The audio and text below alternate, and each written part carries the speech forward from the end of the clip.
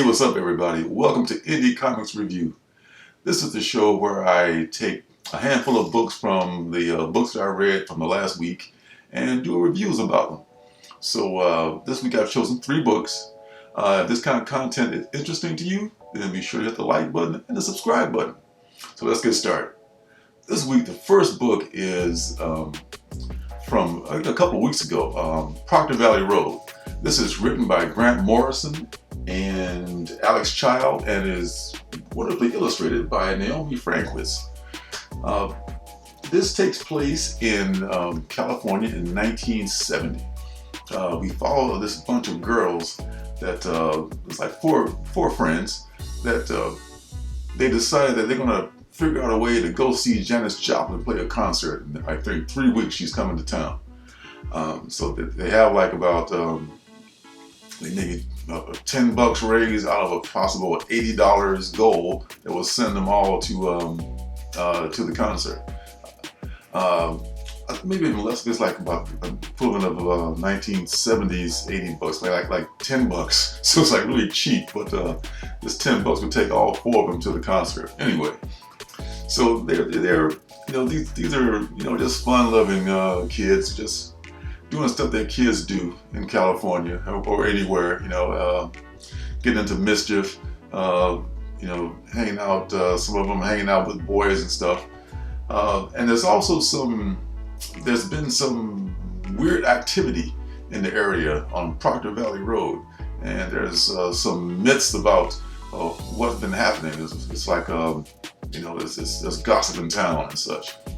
So the girls decide, like, what we're going to do, we're going to start this, it's like a haunted tour or like a supernatural tour, and take people to Proctor Valley Road and charge them $5 a piece. And their first customers turn out to be these horn dog boys who are trying to get with them, right? So there's one night the girls get in their van, and they take these boys to Proctor Valley Road. The boys are thinking that they're about to get lucky, and the girls are thinking strictly business, right? So once things don't work out for the boys the way that they figure is going to happen, they decide to split. So without giving away too much of the story, things go badly, and from then on, it's the mystery begins. Now, just from my opinion, I'm thinking like this story is probably going to end not so well for the girls in some ways, because 1970, I'm not sure which month Janet Joplin died in, but this is June in 1970, and she's coming within a few weeks from then. So I'm thinking that they're probably not going to get to see Janis Joplin on top of what's happening with Proctor Valley Road, and that's a whole different story. But all that aside, the writing in this is really great. I don't remember Grant Morrison being this much fun. Maybe he was, but maybe the combination of Grant Morrison and Alex Child has done something magical. It's a pretty interesting story, and it's fun, and it's the way this kind of a story should be. It's kind of lighthearted in some ways. It's dark in some ways, but it has me curious as to what's going to happen in the next issue, because there's things that happen near the end and at the end that the girls are going to have to deal with. And this comic is, I think, it's probably, Boom is always developing stuff for TVs and movies and stuff like that. So this will make a really good series, or a short mini series or something like that, or maybe even a movie. But right now, Proctor Valley Road is a good comic that I think you should check out. Book number 2 is called The Bequest, and this one is written by Tim Seeley and with art by Freddie E. Williamson II. This is from Aftershock Comics, and this is kind of in the vein of, I want to say, like Bequest. It'd be kind of easy to call it that because the artwork, it's my first inclination in seeing it is like, oh, it reminds me of Bequest a bit, So it's not really my favorite kind of book, but I read the preview and it was interesting to me. So there's this there's a place called Pangea, which is a mystical, fantastical place, which is in another dimension or another realm opposed to Earth. And there are creatures that are moving back and forth between these realities. And there's this kindly old gentleman who happened to be in Chicago, and he seems like just a typical old man. And there's a scene where he's walking down the street going toward, I guess, to the convenience store or whatever, and he's accosted by these young punks who are just giving him shit for being an old man. And we find out later on that this guy's not to be messed with. So without giving too much away about that, we find out also that he is a powerful being from Pangea, who operates between this world and that world. And what he eventually ends up doing is recruiting this group of adventurers or warriors, I guess, kind of, sort of. More like this band of friends that are from Pangea and are not familiar with our world.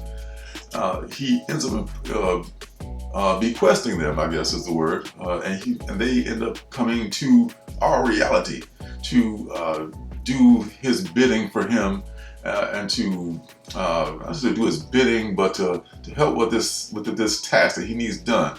He needs to have them get these objects that are being sold on the black market in Chicago to individuals who are not only undeserving, but it'd be dangerous. These things would be dangerous in their hands. So, thinking about this book, I was, like I said, I'm not really into this. I was just kind of interested in it. And as I was reading it, I thought, okay, this art is good. The story is pretty good, but it's not really my kind of story. And I was feeling that way all the way up until like maybe the last few pages. And I thought, oh, you're going in this direction. Oh, okay, well, now I gotta go in issue 2. I gotta stick around for one more issue, because in the last few pages, it takes a turn that I did not see coming.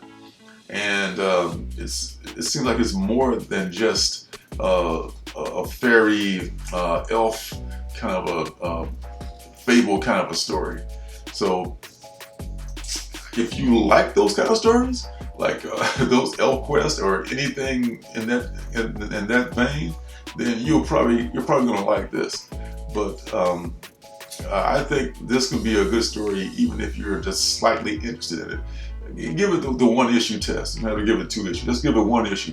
Try issue number 1.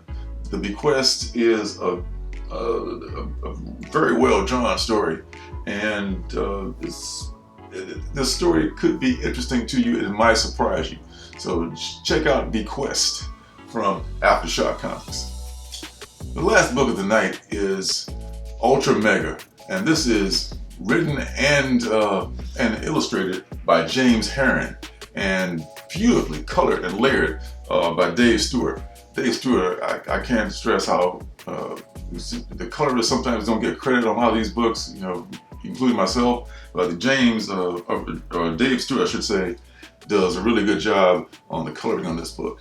Ultra Mega is a story. It's a kaiju story. Ultra Mega is a kaiju, and in this universe, there's a sickness. There's a virus that is turning people into kaijus. And there's also certain people are chosen to be the protectors of this universe, to protect the world from the kaiju, because the world at this point is a very sick and rundown place. And what I love about this book too is that it really shows what the aftermath and what the repercussions of having kaiju in reality would be. You just think about stuff like, what about all the devastation? What about all the waste? What about, because there's just like, collateral damage like you wouldn't believe. And this is really stressed a lot more in this story than I think any other kaiju story I've ever read before.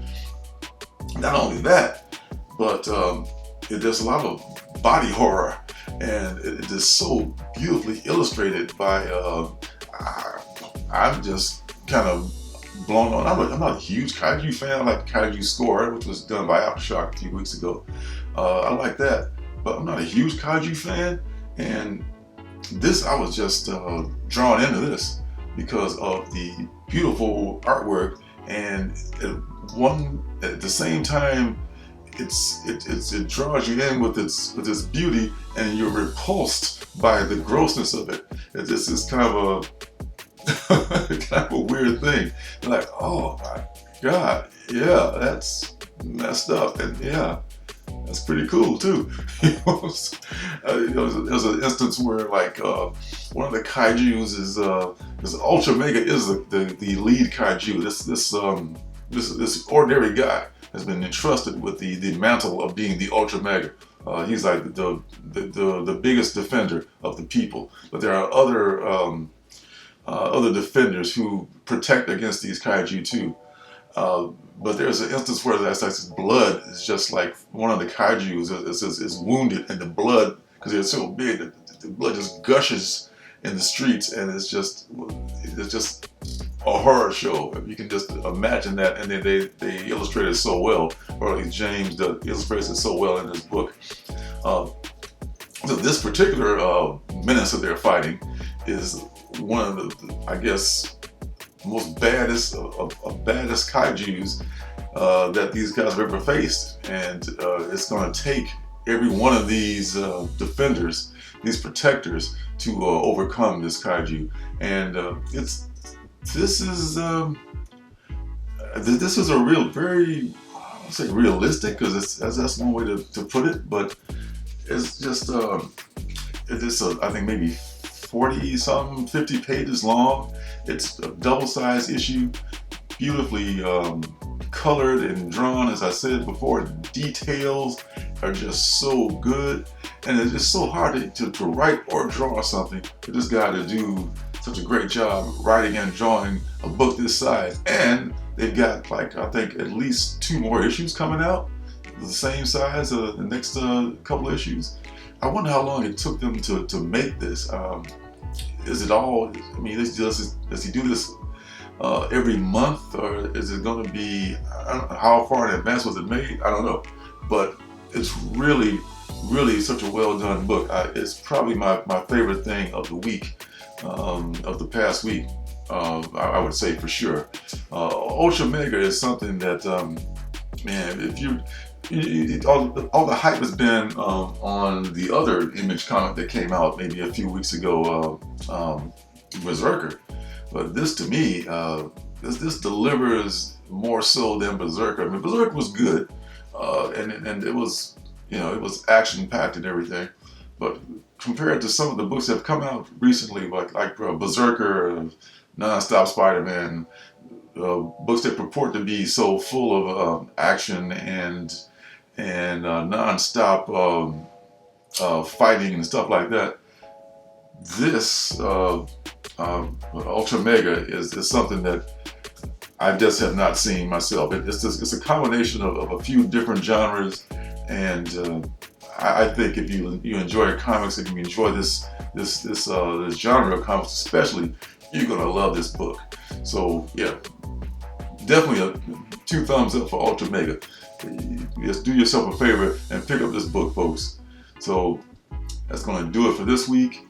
I'll be doing the same thing again next week with a few 2 or 3 books, maybe 3 or 4 books that I read. Be sure to hit that like button, hit that subscribe button, and hit the notifications button so you know when I make another video. So until next time, thanks for stopping by, and see you guys in my next video. Hey, don't forget to subscribe and leave a thumbs up.